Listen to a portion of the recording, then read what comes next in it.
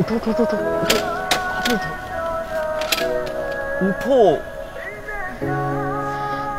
একটু আমি মনে হয় একটা ভুল করে ফেলেছি। আমি মনে হয় দরজাটা লক করে আসিনি।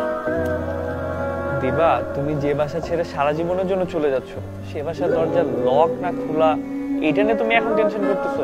চলো, অনেক লেট হয়ে গেছে। ও ওষুধ খেয়ে ঘুমিয়েছে, বুঝতে পারবে না কিছু। আমি একটু দেখে আসি। হ্যাঁ, এক্ষুনি আসবো। দিবা,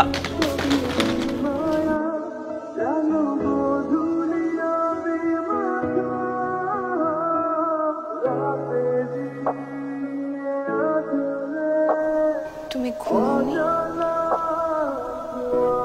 না, ঘুমের ওষুধ খেয়েও ঘুমটা এলো না। তুমি ফিরে এলে কেন? আমি সব জানি।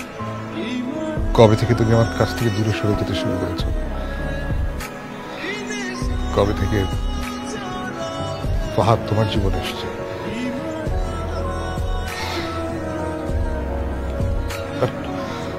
আমি হ্যাপি। তোমার জীবনে অনেক অপূর্ণতা এখন পূর্ণতা হবে, অনেক শখ পূরণ হবে, যেটা আমাকে দিয়ে কখনোই সম্ভব ছিল না। বাদ দাও, তুমি ফিরে এলে কেন? দেখতে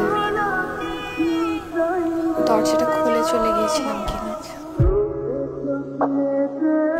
এত কিছু পরও কি আমার জন্য দরজাটা খোলা আছে? সত্যিকারের ভালোবাসার দরজাটাই খোলাই যায়, কখনো বন্ধ হয় না।